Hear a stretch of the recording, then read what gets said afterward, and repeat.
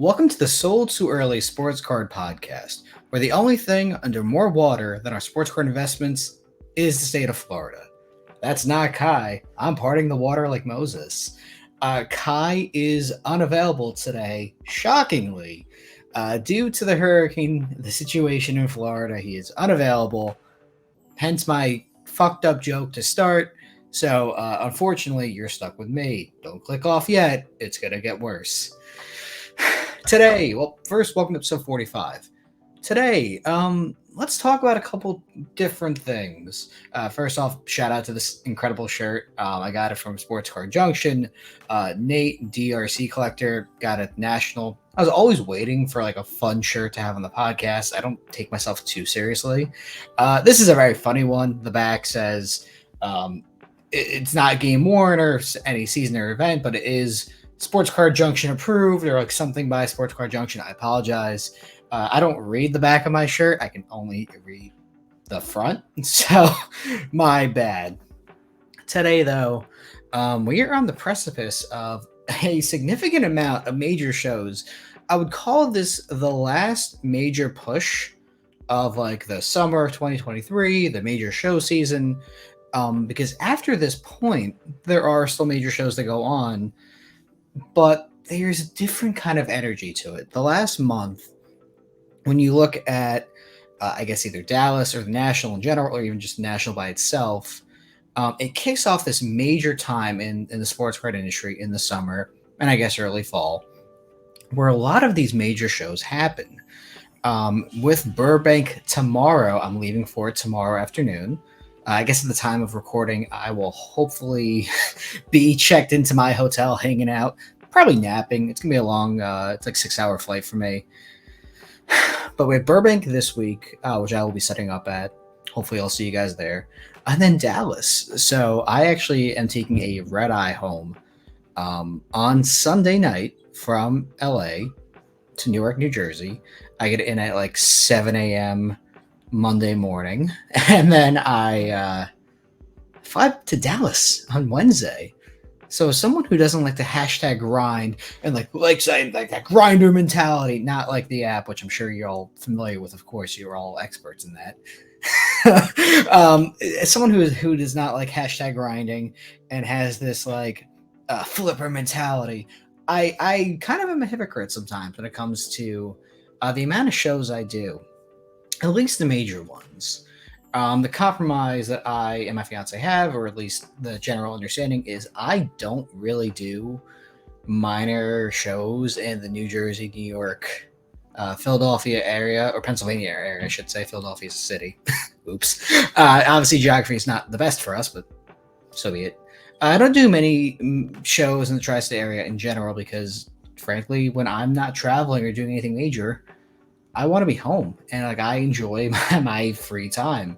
So when I'm off, I'm off. I don't travel. I don't do much. So the compromise for that is all of these major shows. It just so happens to be that Dallas and Burbank are back to back, and I'm not going to be home that much over the next little bit of time. So I'm excited to see what this Burbank show looks like first. And before I can even get home and process that inventory or process the fact I'm going to be home, or leaving for another show. Once these are over, once these major shows end, you really only have one or two more major shows in 2023. Like the Chicago Spectacular is a week or so before Thanksgiving. And then there's one more Dallas show. Like this really is the culmination of everyone's major push in the show world. And yeah, while you'll see people who do this full-time traveling probably to any random show across the country or like their local shows or maybe like a 60, 70, 80 table show a couple hours away, this is one of the last major shows I'm going to be doing. And I prepped way more than I thought I would. I bought so much stuff in preparation for Burbank and Dallas and then another show in the tri-state area, which I can literally see from my apartment, so I have to go. It is a 3-day show, but it's not like a major traveling show. It's a good show if you're here. So like, I bought so much stuff And all I've done over the last 2 days, pre-recording this episode, so I just finished this work, I got 31 pounds of memorabilia in from like the Olympics and like random athletes I've never heard of before. And I processed all of that stuff. Good God, that was terrible. It's already worked out a little bit financially. I think all in for the items, it was like 30 plus items. Paid $400 with shipping and taxes and whatever else. And I've already sold off $200 plus worth of items, which is not a big amount by any stretch, but like compared to what I paid and what I have left, it's gonna work out okay. It might have been a stupid move, and I will 100% own that. But hey, it works. And because I also apparently really hate myself in my free time, I also bought another lot of pretty good inventory that I posted on Discord and then Instagram, packaged that stuff up and sorted that stuff. And then I got Japanese baseball in because I clearly love shilling that product so much. Please don't buy it. I want to own more, so I don't own that. Don't go after my items. Let me own it, so shut up. Open that, rip that, package that stuff up for consignment, kept the stuff for grading. It's been a crazy time. And now I am carrying the podcast because Kai is underwater, just like the state of Florida. It happens. I think looking into this now I'm able to speak to this freely because we have so much information and so much is going to be happening over the next 7 days by the time that Kai and I are hopefully recording another episode for the podcast. Hopefully everything works out with him. It's obviously very important. Like real life is much more important than sports trading cards. So hopefully, whatever comes from the hurricane is very minor for him. His and his family are fine, no issues. Obviously the top thing, if he can't come and he's not available, so be it. But what I really am interested in seeing by the time the next episode comes out is what my inventory looks like, especially with all of these major shows. What am I taking home? What am I bringing? And what does my collection really transform into over these next couple weeks? And Burbank is, in my opinion, the second best show in the country. The National is its own tier of show, but Burbank is the West Coast National. I've said that a few times now.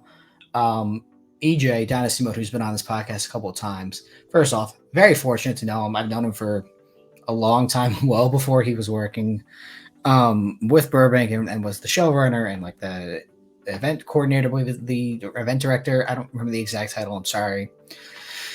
Well before then, too, I've known EJ, and he had this infectious energy that really gravitated people towards him. And you can see the result of that with the shows he's doing. And I really hope that other showrunners take that energy, like that core of what he's doing, and are able to meld that into their own. Because the shows that are going on right now that are very major don't have that marketing ability. There is a reason why the Burbank Card Show grew as fast as it has. And yes, obviously part of it is being backed by the Burbank Card Shop, which is incredible and major and one of the largest, if not the largest. I don't know. I don't have that information in front of me. Don't kill me. I'm not sure. Obviously, that backing is super important, but it goes hand in hand with your ability to promote yourself. It's going to be interesting to see, though, if next couple of years, because I don't expect this now, our hobby is very slow moving when it comes to adapting to information and marketing or apps or tools.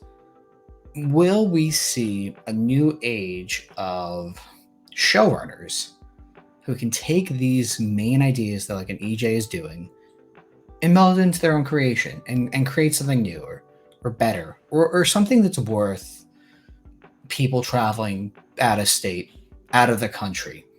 You can't say out of the world because, but you get the point I'm trying to make there. I'm curious. I have high expectations. I've been traveling to the show since last year. Oh man, that sounds so impressive. But when it was in a tiny Marriott, I was the one who traveled the farthest. I flew out from New Jersey. I remember he made a post on Instagram like, these are where our dealers are coming from.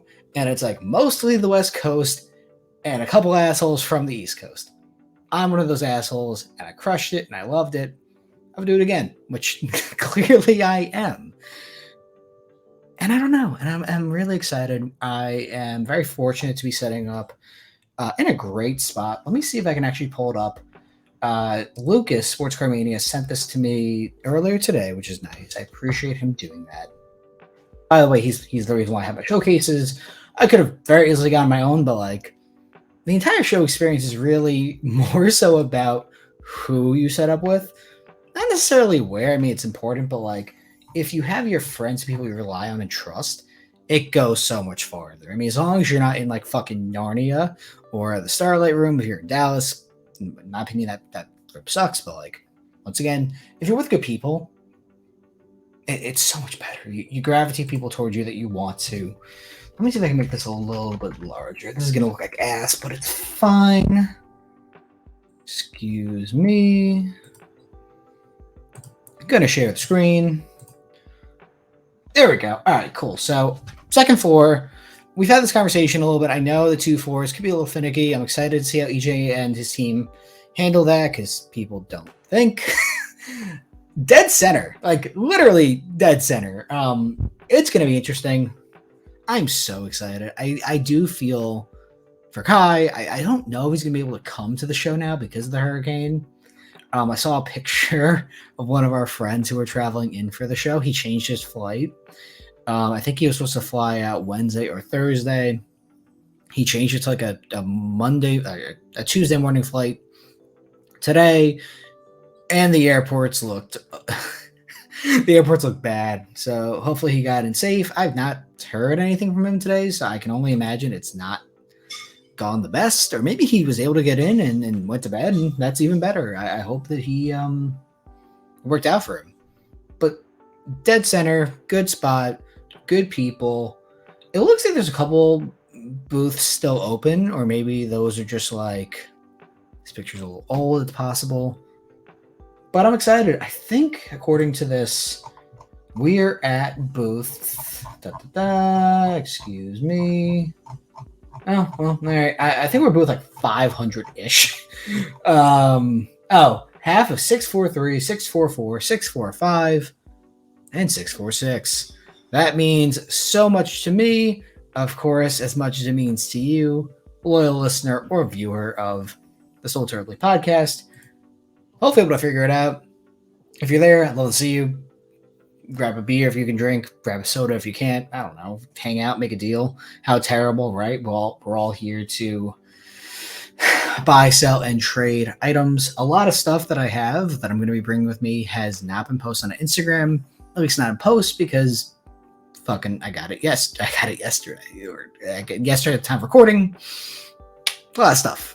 And I'm excited to price it, put it in my showcase, hopefully sell it to you. Make a quick buck. Hopefully you flip it. You come back to me, buy more. Oh my God, how terrible, right? We could all do well. So crazy, man. This is such a... I love this industry. I've shied away from calling it the hobby. Because first off, calling sports cards the hobby is stupid. It's fucking stupid. That's a stupid nickname for a hobby. You can't call it the hobby. Who died and gave you that right? Did stamp collecting get phased out? Did Tamagotchis say, hey man, you could have this? Did stamp collectors come out in a union and say, no man, we have the hobby, we're older than you, or X, Y, and Z? Calling something the hobby, pretty dumb. I don't know who created that and how long ago or what, but like that's a pretty pretentious, which makes sense. Once again, in our industry, you can call it a hobby if you choose to, but a lot of people, a lot of smart individuals, really do look at this as an industry because there's a lot of money in it. And I think we walk this fine line every now and again between hobby, business, personal collection, inventory. What I'm trying to find right now is the thing I posted a couple days ago, which was like my little tips and tricks for success. Once again, take every piece of information I ever say with a grain of salt. I am incredibly sarcastic. I like to shitpost. I like to poke fun at this industry because in my opinion, the way I look at things is if you really love something, you're able to be critical of it, not because you're trying to tear it down, but because you're trying to build it up. And part of that is, at least in sports cards, making fun of how fucking absurd our hobby is, our industry, our business, everything. From hypebeast influencers who I just personally don't agree with, their sales tactics, basically like used car salesmen, to overpriced products, to Dick's Sporting Goods memorabilia in a case of $20,000 worth of cards, everything under the sun, to I don't know, Gary V. Colts, to people who follow Instagram influencers and think they're gods, which we can have that conversation again. Like, I just don't. I've understood this. People who build up others and like call them like hobby goats and hobby legends. Oh, you're such a legend, bro. It's just fucking so stupid to me. Like I almost look at like that terminology, like hobby legend, hobby goat, as almost an insult in a way. I don't think it's a good thing, because the way that I see it is hobby goats and hobby legends lead hobby sheep to hobby slaughter. You are choosing to allow someone else to control your opinion, your judgment, your perspective, and they're going to take advantage of that for monetary gain. Everyone has an agenda. My agenda is very simple, and I'll tell you this every single day. I want to make the best fucking podcast related to sports cards in the world, and I don't give a shit whether you like it or not. If you don't, that's perfectly fine. Your boos mean nothing, but your cheers mean everything. And when you have that mentality, you can do so much more because you're willing to create an authentic experience. This is who I'm going to be forever. I will adapt and change, better, improve myself every single day, all that good shit. But at my core, this is what I love. I love the ability to shitpost. I love the ability to tell it how it is. I love the ability to just come on this podcast when Kai doesn't make an appearance every now and again and just speak my mind, because there's no negative repercussions for it. If anything, it's only growing. It's only positive stuff that comes as a result of the Soul Totally podcast. A lot of people have come up to me across the country is a better word, not the world, across the country, and said, "Hey man, I love your podcast. Like, you made a great point here. This is awesome. Thank you for making this." Like, what? That's incredible. That's all I want to hear. I've never had a negative experience with someone who comes up and says, "Hey, I might not agree with you on this, but you made a great point here." And that's perfectly fine. You don't have to agree or love everything I say. You shouldn't. If you agree with everything I say, that's not good. That's not good. And I'll tell you that's not good. But all I care about, making a good fucking podcast and opening your mind or anyone's mind to at least critically think. Because if you choose to critically think about stuff, your experience will be better. And your ability to grow within this industry, not the hobby, the industry of the hobby, will be much better. I've realized that while I have a negative perspective on a lot of things, I am very positive. I think there's a lot of positive potential in sports cards that I shroud in shit posting and teasing, because that's how I deliver my information. And we'll see what happens. You know what I mean? This episode's gonna be way off track already. But it leads into my first point, and the thing I want to talk about a lot, which was those 5 tips and tricks I posted a couple days ago, maybe a week or so ago. These are my opinions, my tips, my tricks. You don't have to pay me $5 a month for them. You don't need to see a cringy YouTube video of some used car salesman or Instagram wannabe influencer, or even a real influencer who fucking sucks dick and is just not a good person, tell you this stuff. And these are my opinions and my results. Why you should listen, I don't like talking numbers, but like I'll just say it. since I've been in sports cards 2015 and looked at it kind of as a business, that's something I love and passionate about. I've sold $1 million worth of cards, more than $1 million. I've grown every year I've done this. Paid a lot of fucking taxes on it. It's financially incredible, but it's not just about the money. It's never about the money. Growing as a person through this industry and what I've been able to do and what I've been able to see and experience because of it is much more important. With that being said, these are the 5 things that I said. Some that were controversial. I'm going to cough again, so sorry. Let's go. Number 1, this is just a finicky thing that I do, but it's worked for me. I will almost never add cash to a deal. If I'm adding cash, I'd rather just buy an item outright.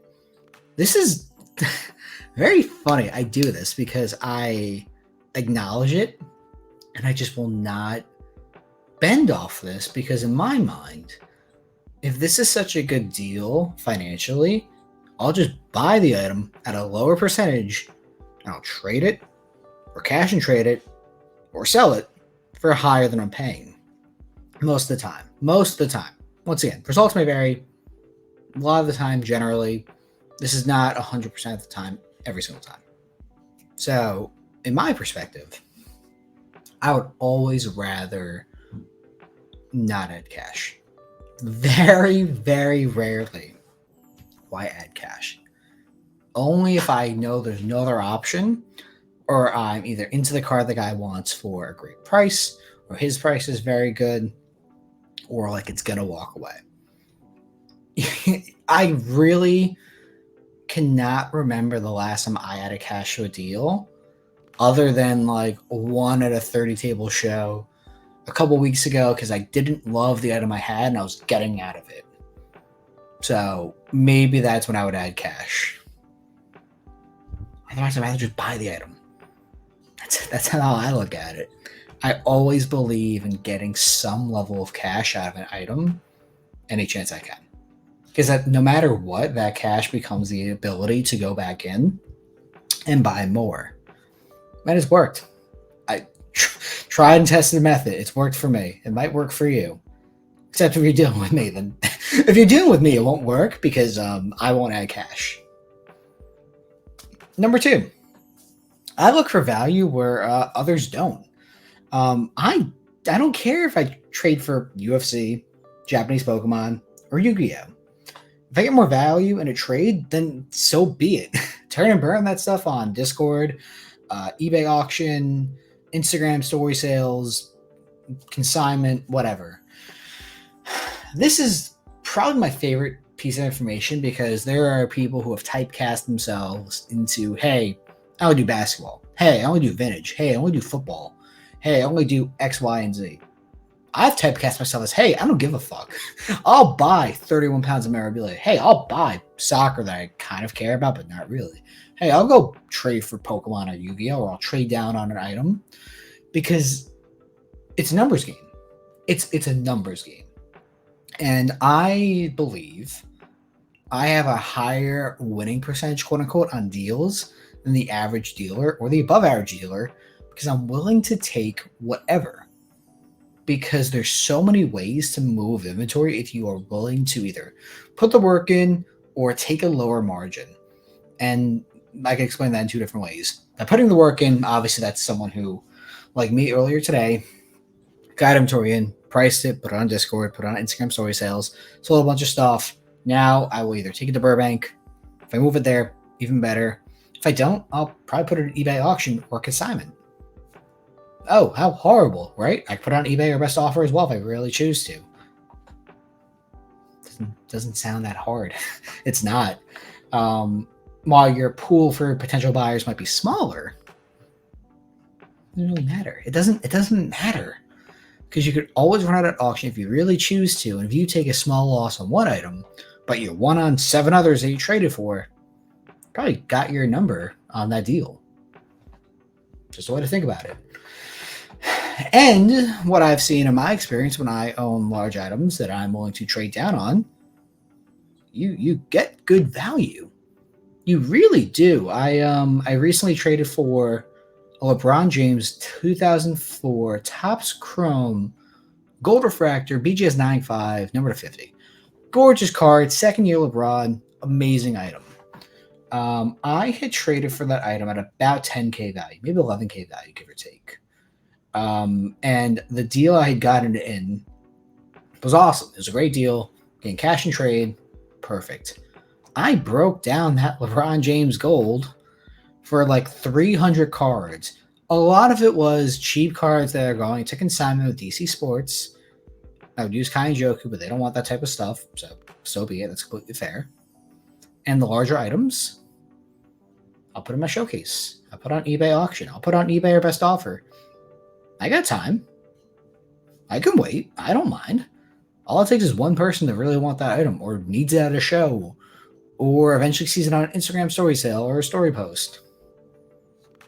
I got time. I don't do this full time. I don't want to. I can pay my rent. I can be patient. Not bad at all. You know, would I love to turn and burn every single item every single day? Of course. But I'm realistic. I don't want to hashtag grind myself to the hashtag round. Sometimes I have to, and I choose to. I don't want to do it every single time. There's a balancing act. I might move stuff that I've had for 6 months, 3 months later, 2 months later. That statement didn't make sense. Let me try again. I might move stuff that I've had for 6 months, 2 months, 3 months, whatever at a show. Doesn't matter. I've 100% turned over my inventory over the last year several times. I don't know that for a fact because I've seen posts and Instagram stories of myself because I'm really good at documenting that type of stuff. Where I look up my showcases and they are completely different. So I'm really I'm good at turning stuff over eventually. I get my number and I move on. Instead of someone who always gets cash because I don't add cash to deals, I can reload and buy more stuff. It's a good one. Number 3, and this one is controversial is the right word. Not good advice, another word. Take this one with a grain of salt. Take your emotion out of it. I recently sold off a huge amount of my PC, which was like game-worn logo patches. Because I realized I don't care for it. Once again, this is tough because I'm basically saying, hey, don't PC stuff, have no emotion, focus solely on the business. That is not good advice. But once again, this is something that I have done. And those results are those results. While I may not own as much PC items like game-worn logo patches, you know what I have been buying a lot of lately? Game-worn jerseys of players I like. Kenny Britt, Ray Rice, oh god, Logan Ryan. I want to get a Devin McCourty jersey. I want to get a Jason McCourty jersey. Brian Leonard. Robert Woods, which was the most expensive jersey I bought because I fucking love Robert Woods. And he didn't have any available at the time. I really want a Vincent Jackson jersey. Rip. He was fucking incredible. One of those guys that drafted in fantasy football every single year. Laurent Carew, I want to get a jersey of. A lot of Rutgers guys, ironically. You know, the kid from Central New Jersey wants Rutgers jerseys. Mohamed Sanu. I need to get a couple of Sanu jerseys. I've not had a chance. Yeah, I realized the game-worn logo patches are cool. They were nice to own. They were very profitable when I chose to sell them. I would rather move into a different direction with my quote-unquote PC and buy jerseys, the game-worn jerseys of those guys. Because similar mentality to the game-worn patches. They're cool. I don't intend on moving the Rucker stuff. But I recently bought a Mark Ingram Pro Bowl game-worn jersey. It's fucking a sick item. This is gorgeous. Pro Bowl Mark Ingram game-worn jersey. Inscribed, my dog Pat P. Appreciate your game since college. God bless, bro. And autographed. I believe I paid $600 all in for the jersey. Like, it's fucking so cool. Also, we heart our customers. Hello. I had a I don't want to lay it on the ground, but sorry, the autograph is not going on the ground. The front is. I paid like 600 bucks. I sold like 4 or 5 grand worth of Game Worn logo patches. I'd rather have the jersey. Like, is that so hard to say? I had bought a Kenyon Drake Cardinals game worn photo match jersey, like 3 or 4 games he wore in the 2020 season. For like $450. Maybe not $425. I paid all in. I moved it to Jack, son's fanny, because he's a Cardinals fan. Sick item for him. But I moved a Dolphins game worn logo patch of him for $300. But I'd rather have the jersey that was worn in like 3 or 4 games for $125 more, or you know what I mean? Like, that's how I looked at it. I'm always looking for game worn jerseys with the proper COAs, and I'm always looking at eBay, NFL auctions, MLB auctions. NBA auctions is kind of finicky. It doesn't take my credit card for some reason, so won't bid on there. But on Golden, Leland's, PWCC, I don't buy cards on those platforms anymore. I buy their game worn material, like the jerseys, the bats, whatever. I've done well with that stuff. I've taken my emotion out of the card collecting side of it, and obviously built it into something else. I'm not telling you to get rid of your entire PC and sell off everything and have no emotion. That's fucking stupid. But I'm telling you to look at it possibly in a different way. Number 4. This is a fun one. This one I'm very good at if you've ever negotiated with me. Say no. The most powerful thing I've ever learned is the ability to say no. You do not have to give into a deal if it's not right for you. Walk away. If they really want whatever you have, they'll be back with a better offer. This actually is the best piece of advice I can give anyone. The ability to say no. Don't cave. Don't give in. If you have a price on something and it's fair, say no. They might give you a fair offer. It's not good. Not even great. Do you want a fair offer? Do you want a fair life? Do you want a fair existence? Or do you want good? Do you want great? Do you want amazing? Do you want perfect? You can be stingy. You can be overpriced as fuck. You can be wrong. But if you are, if you want a fair number, you want a good offer, or a great offer on an item, say no. Especially if it's rare.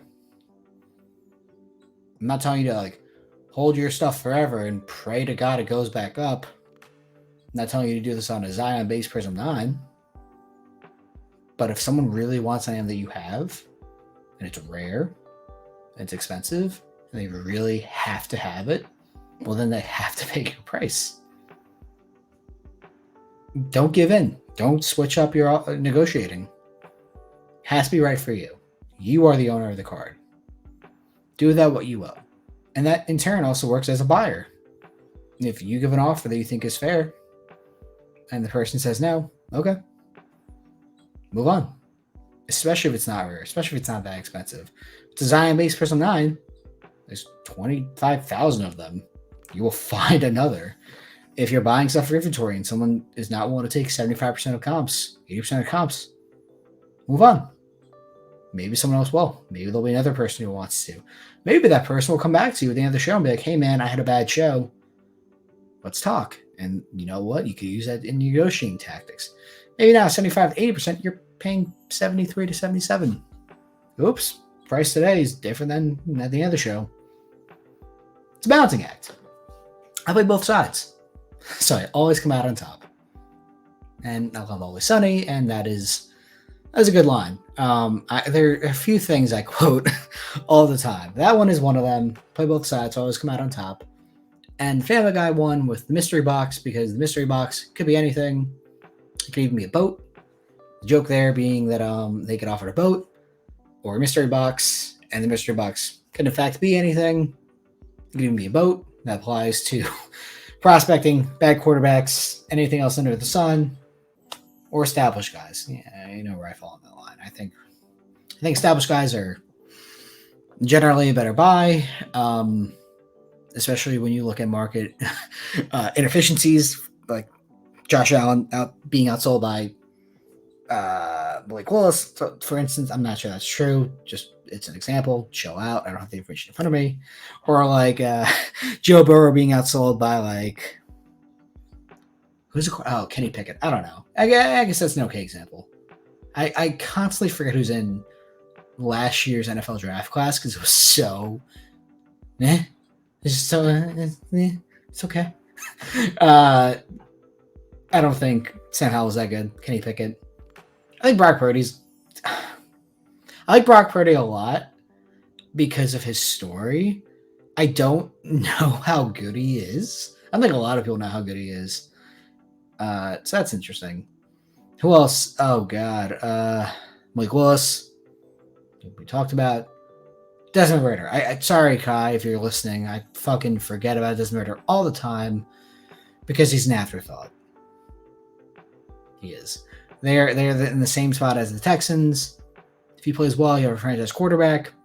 If he's ass, you paid a third rounder, and you probably will draft like Caleb Williams or the guy from Duke or whoever ends up being good. Because, hey, that's what you do when you're a young team who probably doesn't have your franchise quarterback. What were we talking about again? The ability to say no? Yeah, say no to Desmond Ridder and all these quarterbacks and don't buy them or whatever I'm trying to get to. I think you get my point. I lost track of what I was saying. And this fifth one is good advice. Very clearly, I live by this. Have fun. Shitpost. Mock sports cards. Mock this industry. This industry is incredible. Make fun of it. Tease it. Accept that it's fucking stupid sometimes. We spend 5, 6, or even 7 figures on pictures of men on trading cards. This fucking hobby is stupid sometimes. Own it. Love it. Accept it. It's the best. But it needs to be teased. Like, don't take yourself so seriously. My God. Like, chill the fuck out. Like, I love it. I would not change this. Okay, that's a lie. I would change this hobby, this industry over so much if I could. But understand your role within it, grow within it, excel in it, and maybe take a piece of advice or two from me. It's worked for me. It can work for you. That'll be $24.99 to cash, Venmo, political favors, cashier's check. They say political bribes. I'm going to include that twice there just in case. Please, always political bribes. Always helpful. Yeah, man, this is what happens when Kyle leaves me alone and lets me run the podcast. I just say some bad things. But I try to have a good message at the end of the day. And the one thing I would say, the one thing that if you were going to listen to anything I ever said, first off, terrible idea. Don't do that. But listen to this one piece of advice. It is a good one. Not always related to sports cards. A good day, a bad day. Start the next day at 0. Good fucking advice. There have been times where I've sold more money than I'll make at my real job in sports cards. There have been times I've lost 10 grand or more on a deal. I don't let it bother me beyond that day. I am very easy and quick to forget my successes and my failures. Doesn't matter. I start that next day at 0. Good, bad, or otherwise. That's what I would leave it off on. So sit on that, think on that. That's everything I have to say. I reeled that one in. I reeled that podcast in pretty well. So if you made it this far, liked what you saw, subscribe, like, share, send me some political favors. Going to need those. And we'll see you guys hopefully in a week with a turnover inventory, a co-host who's not underwater financially or literally, and probably something else stupid. So thank you guys and peace.